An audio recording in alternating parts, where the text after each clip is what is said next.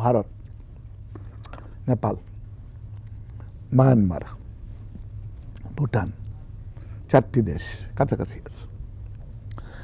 এইসব দেশে তাদের যে বাজেট, সেই বাজেটটাতে যত খরচ করে সেটা টাকার হিসাব দিলে ভালো হবে না, অনুপাত হিসাবে দিই। আমার দেশের সম্পদ এক্স, এই এক্সের 12% এক দেশ খরচ করছে, এই এক্সের 20% আরেক দেশ খরচ করছে। সরকার যেটা খরচ করে সেটাকে বলে পাবলিক এক্সপেন্ডিচার, সরকারি ব্যয়। আমাদের দেশে এই এলাকার মধ্যে 4টি দেশের মধ্যে সবচেয়ে কম হলো সরকারি ব্যয়।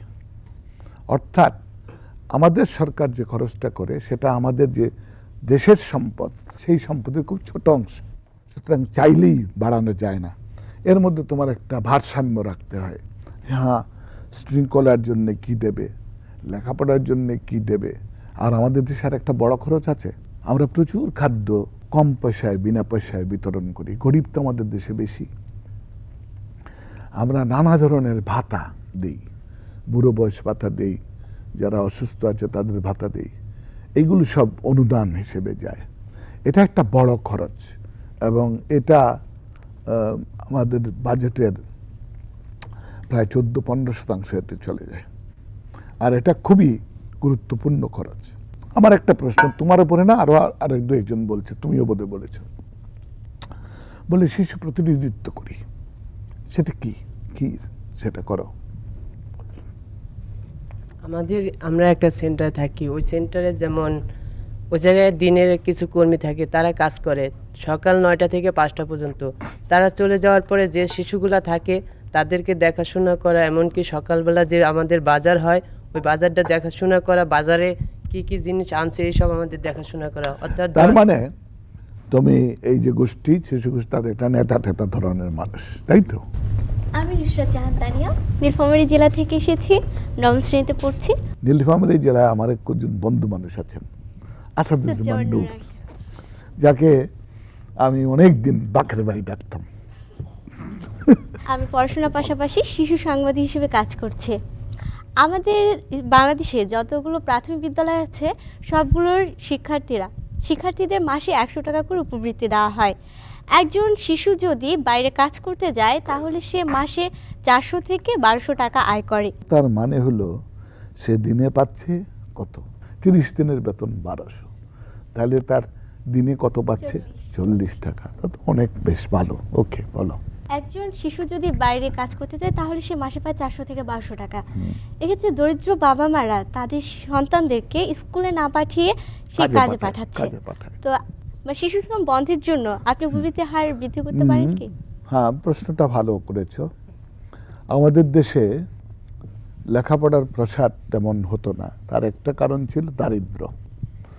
যে বাপ মা দেখতো ছেলেকে পাঠালে, মেয়েকে পাঠালে খরচ আছে একটা, আর আরেকটা দেখতো যে তাকে না পাঠিয়ে যদি অন্য কিছুতে ব্যবহার করি অনেক বেশি রোজগার হয়। তা আমরা বহুদিন ধরে বুঝাচ্ছি, ওই আজকে থেকে না, ওই অনন্তকাল থেকে বলা হচ্ছে যে দেখো, পড়ালেখা যদি দাও তাহলে তোমার অবস্থা পরিবর্তন হয়ে যাবে।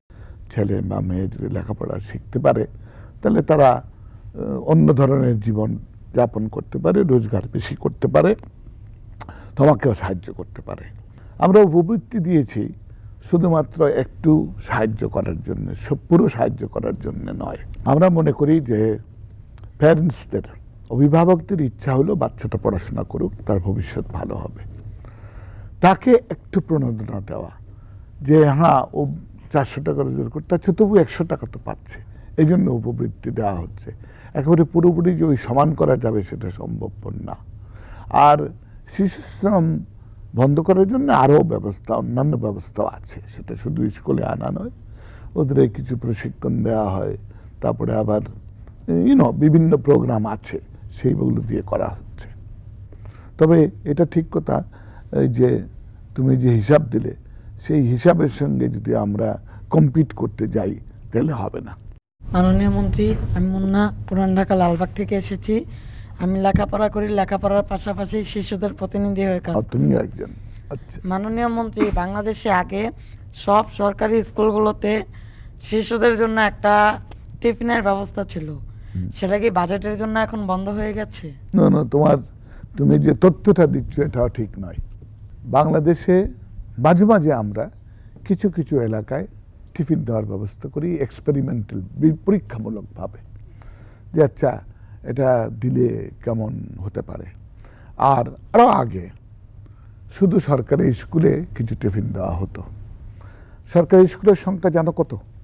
মাধ্যমিক স্কুলের সরকারি স্কুল হবে 1000 খানেক, আর প্রাইভেট হবে প্রায় 22-23 হাজার।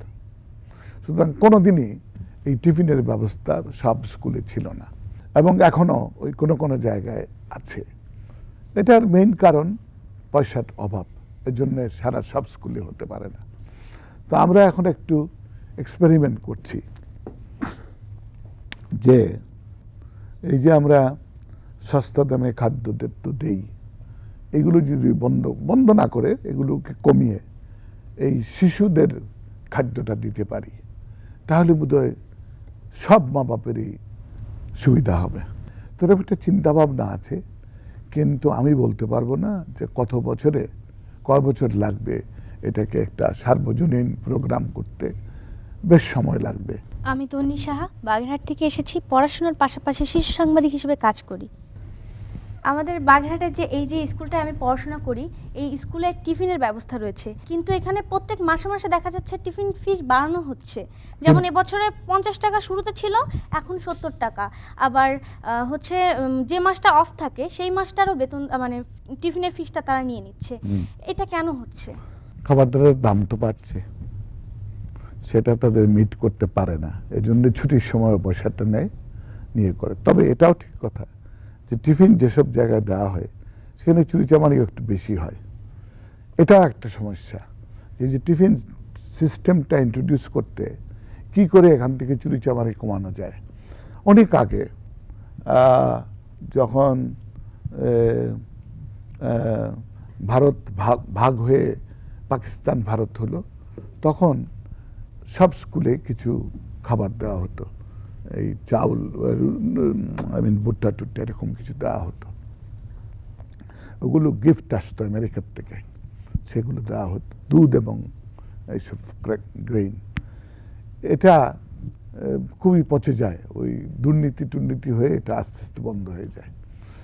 তো এটাতেও যদি শিক্ষার পরিচালনা ব্যবস্থা চেঞ্জ করা যায় তাহলে ভালো হবে, এবং প্রত্যেক স্কুলের যে পরিচালনা যারা করবে, ওই স্কুলের সঙ্গে যারা সংশ্লিষ্ট, স্কুলের ছেলে মেয়েদের গার্জিয়ান, স্কুলের শিক্ষক, এরা মিলে যদি কিছু করতে পারে তাহলে আমার মনে হয় চুরিচামারি কমবে। আমি হাসিবুল হোসেন প্রান্ত, নারায়ণগঞ্জ থেকে এসেছি। ক্লাস 10-এ পড়ি, লেখাপড়ার পাশাপাশি শিশু সাংবাদিক হিসেবে কাজ করি। মাননীয় অর্থমন্ত্রী, গ্রামে এবং শহরের শিক্ষার্থীদের মধ্যে শিক্ষার দিক দিয়ে এক ধরনের গুণগত বৈষম্য দেখা যায়। এই গুণগত বৈষম্যের অন্যতম একটা কারণ হচ্ছে অর্থনৈতিক। এই বৈষম্য কি দূর করা যায় না? বৈষম্য দূর করতে কষ্ট আছে বলেই তো বৈষম্যটা আছে। যদি সহজে দূর করা যেত, খুব সহজেই দূর হয়ে যেত। এটা খালি তোমার শিক্ষার ক্ষেত্রে না। দেখো, ঢাকায় সবাই থাকতে চায় কেন? সুযোগ সুবিধা অনেক বেশি, মফস্বলে সুযোগ সুবিধা কম, এই জন্য থাকতে চায় না। এই পরিবর্তনটা করার জন্যে একটা প্রায় আন্দোলনের মতো দরকার। জেলা শহরগুলো অনেক মরে গেছে, আগের তুলনায় জৌলুস নেই। সেসব জায়গায় সৃষ্টি করতে সময় সাপেক্ষ। কারণ কিভাবে সৃষ্টি করা যাবে? ঢাকায় নটরডেম কলেজ আছে, ঢাকায় বিবেকানন্দ স্কুল আছে। এইরকম একটা স্কুল, এরকম একটা কলেজ প্রত্যেক জেলায় গড়ে তোলা তত সহজ নয়। সুতরাং তুমি কি করে সুযোগ সুবিধা বাড়াবে অন্যখানে? এইসব সুযোগ সুবিধা বাড়াতে পারলে, এটা তো আমি বললাম ঢাকা এবং অন্যান্য শহরের মধ্যে। এখন গ্রাম এবং শহরের মধ্যে তুলনা করলে এটা আরো খারাপ। না, গ্রামটাকে আমরা তো গ্রামের কথা বলার শক্তি কম, তারা সেরকম আদায় করতে জানে না, এই জন্য গ্রামগুলো পিছিয়ে পড়ে যাচ্ছে। তবে বাংলাদেশ এমন একটি দেশ, এখানে গ্রামকে ভুললে চলবে না। কারণ এখনো বাংলাদেশের 73% লোক তারা গ্রামে বাস করে এবং এদের গ্রাম থেকে বেরিয়ে আসার উপায় নাই, কেন আমাদের ওই ধরনের যে নগরায়ন সেটা এদেশে হবে না। সুতরাং আমাদের আস্তে আস্তে ওই দিকেই যেতে হবে। এবং আমি এটা বলবো যে কিছু ক্ষেত্রে বোধহয় পরিবর্তন দেখা যাচ্ছে। গ্রামে স্বাস্থ্য ব্যবস্থার হয়তো তত উন্নতি হয় নাই, কিন্তু শিক্ষার ক্ষেত্রে আগের চেয়ে ভালো। আগের চেয়ে ভালো এই জন্য বলবো যে এখন একটা স্কুলে 5 জন শিক্ষক মোটামুটিভাবে থাকে। একসময় 5 জন থাকতো না, 4 জন 3 জন থাকতো। এই 5 জন থাকা একটা ইমপ্রুভমেন্ট। সো ইমপ্রুভমেন্ট একটু একটু করে হচ্ছে।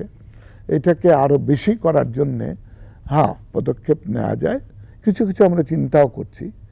আমি রুমা, আমি আসছি ডিজাইন থেকে, লেখাপড়া করি, তার পাশাপাশি হাতের কাজ শিখি। মাননীয় মন্ত্রী, আমি তো হাতের কাজ শিখি, আমাদের মতো অনেক মেয়েরা হাতের কাজ শিখে তারা তাদের নিজের পায়ে দাঁড়ানোর জন্য ব্যাংক থেকে লোন নিতে পারে কি? পারে। ব্যাংক থেকে লোন পাওয়ার জন্যে প্রয়োজন হলো তোমার একটু দক্ষতার প্রয়োজন, যে তুমি যে হাতের কাজ ভালো করো সেটার একটা প্রমাণ দিতে হবে। আরেকটা জিনিস ব্যাংকে চায়, যে ওই সিকিউরিটি চায়। তবে আমরা কিছু ব্যাংকে ব্যবস্থা আছে, বিশেষ করে মাইক্রো ক্রেডিটে, যে সিকিউরিটির ব্যবস্থা নাই, তোমাকে এমনি দিতে পারে। কিন্তু এই জন্য তোমার যেটা করতে হবে, একটু সংগঠিত হতে হবে। তুমি একা পারবে না, আরও 5-7 জন তুমি জোগাড় করো যারা ওই ধরনের। তুমি যদি সংগঠিত হতে পারো নিশ্চয়ই ব্যাংকের কাছ থেকে পাবে। কষ্ট হতে পারে, কিন্তু কিছু কিছু উইন্ডোজ আছে আমাদের যেগুলোতে সেরকম সুযোগ দেওয়া হয়। শিল্পায়নের মাধ্যমে একটি দেশের অর্থনৈতিক ভিত শক্তিশালী হয় এবং কর্মসংস্থানের সৃষ্টি হয়, কিন্তু অনেক সময় এই শিল্পায়ন করতে যে পরিবেশ বিপর্যয় ঘটে। তো আমরা কি এমন কোনো ব্যবস্থা নিতে পারি যাতে পরিবেশ বিপর্যয় ঘটবে না, কিন্তু শিল্পায়ন হবে? শিল্পায়ন অত্যন্ত প্রয়োজনীয়। আমাদের সবচেয়ে বড় সমস্যা দেশে কি, গরিব যে আমাদের সবচেয়ে বড় সমস্যা আমার মতে চাকরি নেই, কর্মসংস্থানের অভাব। যদি সবার কিছু কাজ করার সুযোগ থাকতো এত গরিব থাকতো না। কাজ পাওয়ার জন্যে প্রয়োজন হচ্ছে শিল্পায়নের। 400 বছর আগে পরিবেশ নিয়ে কেউ মাথা ঘামাতো না। তখন থেকে এই পরিবর্তন কিন্তু আমরা করছি, মানুষরা করছি, প্রকৃতি কম করছে। এবং এর সূচনা হয় 17 শতাব্দীর শেষ দিকে হয়েছিল ব্রিটেনে। এই বাষ্পযন্ত্র আবিষ্কার হওয়ার পর থেকে দুনিয়াটা বদলে গেছে। এই যে আমরা প্রকৃতিকে আমাদের উদ্দেশ্য মতো সাজাতে শুরু করলাম, তার থেকেই আসলো প্রাকৃতিক বিপর্যয়। তবে কি আছে, মানে ভয় পাওয়ার না, আশারও কথা আছে। আমরা বেশ কয়েক বছর, 1 বছর এটা অনবরত ধ্বংস করে গেছি, কিছু চিন্তাও করি নাই। কিন্তু তারপরে চিন্তা মাথায় ঢুকে গেছে যে কি করছি, সব ধ্বংস করে ফেলছি, তাহলে মানব সভ্যতা কোথায় যাবে? এটা তো আমার সভ্যতাকে শেষ করে দিচ্ছি। 19বিংশ শতাব্দীর থেকেই চিন্তা ভাবনা হচ্ছে যে না, দুটার মধ্যে ভারসাম্য করতে হবে। আর সেটা খুব প্রবলভাবে অনুভূত হয় এই 50 বছর আগে। বলা যায় 1972 সালে যখন প্রথম পরিবেশ সম্মেলন হয় সুইডেনে, তখন চিন্তা ভাবনা হলো যে না, এটা তো ভালো জিনিস না, আমরা খালি ধ্বংস করছি, আমাদের কিছু সংরক্ষণ করতে হবে। ধ্বংস, আমরা বন শেষ করে দিচ্ছি, জলাভূমি সব উজাড় করে ফেলছি, এই ভারসাম্যটা নষ্ট হয়ে যাচ্ছে, পরিবেশ বিপর্যস্ত হচ্ছে। তো তখন থেকেই পরিবেশকে রক্ষার অনেক প্রচেষ্টা হচ্ছে। লিওন টিএফ বলে একজন ইকোনমিস্ট, মার্কিন ইকোনমিস্ট, অর্থনীতিবিদ, ওয়াসিলি লিওন টিএফ। তিনি আসলে পূর্ব ইউরোপের মানুষ। উনি নোবেল প্রাইজ পেয়েছেন, খুবই পণ্ডিত মানুষ, আমার শিক্ষক ছিলেন। তো উনি 1984 কি এরকম সময়ে, তখন তিনি হিসাব করে দেখিয়েছেন যে আমাদের এইভাবে ধ্বংস করার প্রয়োজন নেই। তিনি হিসাব দিয়েছিলেন যে এখন যদি 100 টাকা লাগে শিল্পায়নের জন্যে, তাহলে 100 টাকা না, 117 টাকা খরচ করো। ওই 17 টাকা হবে এই পরিবেশ সংরক্ষণের জন্যে এবং পলিউশন নিরাময়ের জন্যে। তার সবচেয়ে ভালো প্রমাণ বাংলাদেশে আছে একটা, আমাদের হাজারীবাগ। আমাদের সেখানে চামড়া শিল্প আছে। চামড়া শিল্পতে যেসব জিনিস ব্যবহার হয়, ক্রোমিয়াম কি আমি জানি না, আমি কোনো বিজ্ঞানী নই, এগুলো ব্যবহার হয়। এইগুলো ব্যবহার হওয়ার ফলে ওখানকার পানিটা একদম নষ্ট করে দেয়। আমরা এখন এটা সরিয়ে নিচ্ছি। সরিয়ে নিতে দেরি হচ্ছে এই কারণে যে ওখানে আমরা একটা কেন্দ্রীয় কি বলে এটাকে